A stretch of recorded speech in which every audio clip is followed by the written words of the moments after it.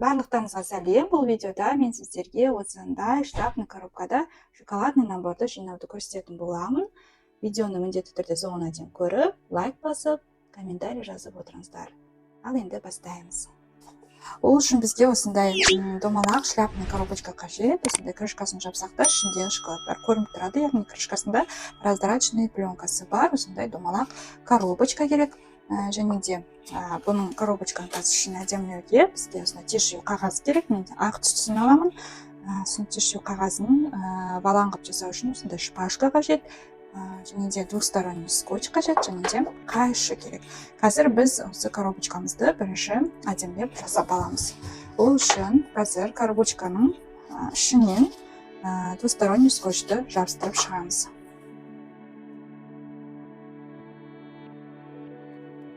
Осылайынан двухсторонний скотчты коробочканың ішіне жабыстырып шығамын. Бұдан жіңішке скотчты да алсаңыздар болады.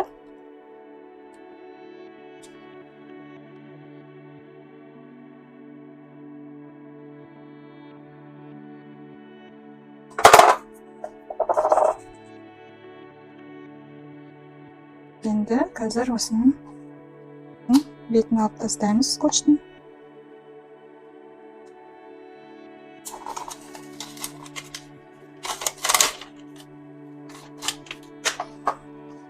Осылайынан іші. Енді қазір біз коробочканың жан-жағына тишью қағазын әдемілеп жабыстыруымыз керек. Ол үшін мен қазір осылай тишью қағазын өзіме қажетті размерда қиып аламын.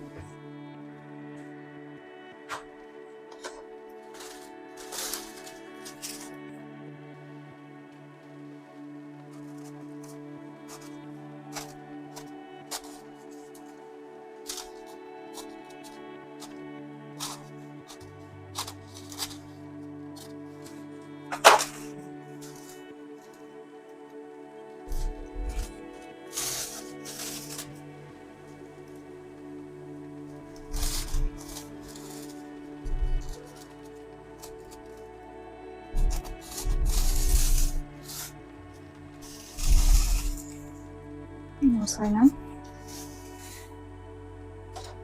қиып алдым да екіге бүктеп, қазір мен енді шпажканың көмегімен балан жасаймын. Яғни осы ортасынан бүктелген жеріне кигіземін да. Осылайынан тишью қағазын жинаймын.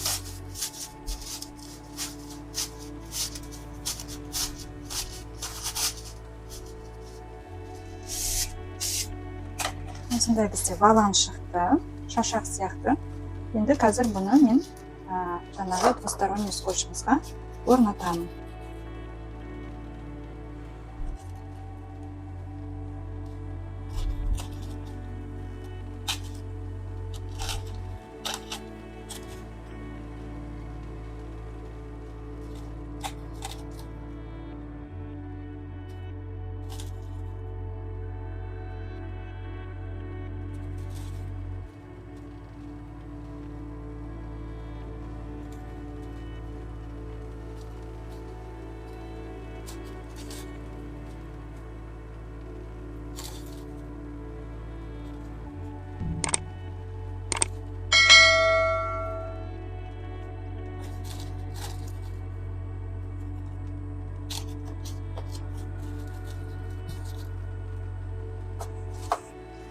Осылайынан ыстағы маған кішкене жетпей қалды.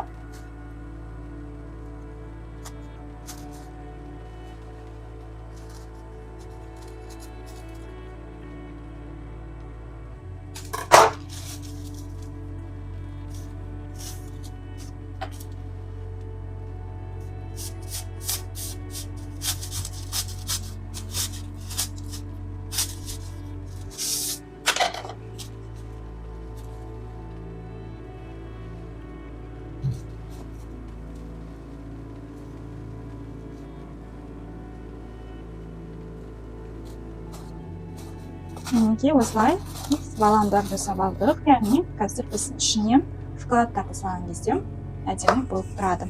Енді мынаның астына, коробканың астына мен кішкене шоколадтарым түбіне қарай кетіп қалмас үшін, жоғары қарай биіктеу тұру үшін мен қазір тоже тишью қағазынан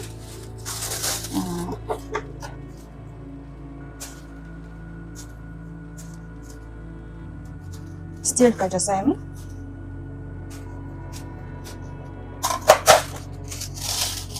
Өзіне керекті размерін өлшеп алдым да. Онда бүктеп, стелька сияқты жасаймын да. Оның ішіне көтеріңкіреп саламын. Яғни қазір біз шоколадтарымызды салған кезде олар кішкене биігірек тұрады, және де астында ақ қағаз әдемі болып тұрады болады. Мінекей коробкамызды жұмысқа дайындап алдық. Енді бұның ішіне жасаған дайын шоколадтарымызды саламыз. Міне осындай с днем рождения деген шоколадтарды, шоколадный конфеттарды, және де мынандай әдемі қоянды мен формаға құйып дайындап алғанмын. Қазір соларға демолдинг жасап сіздерге көрсетемін.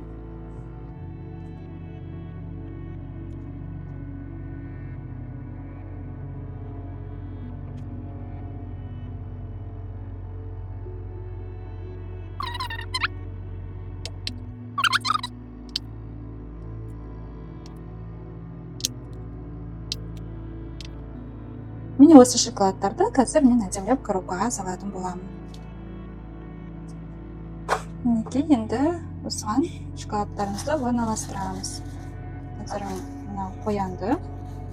Самый бізде екі объект, бұл қоян мен мынау надпись с днем рождения деген. Осы екеуін сыйғызуымыз керек. Содан кейін уже дополнительный конфеттармен бос орындарын жабатын боламыз.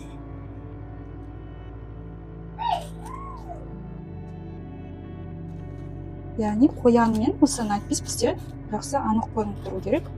И қалған конфеттармен біз бос орындарды жабатын боламыз. Мінекей осы орындарын еттім, және де мына бір конфетті ғана мына жерге қойып, қалған жерлеріне нужно малинкаларды сеуіп тастауға. Мен осындай малинкаларды қиып алдым. И соларды мынандай ашық жерлердің барлығына тығып,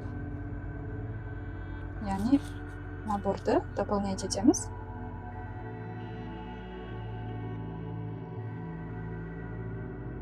Бос жерлеріне осындай малинкаларды салып қоямыз. Осымен шарфный коробкада наборымыз дайын болды. Крышкасын жауып,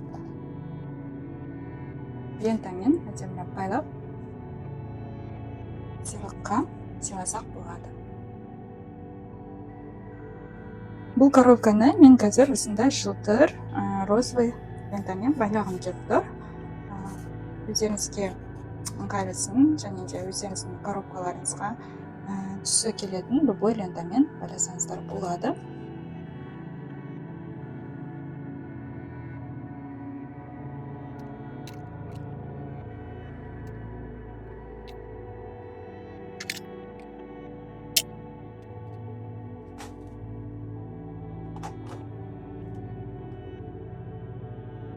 Міне осындай әдемі наборымыз дайын болды.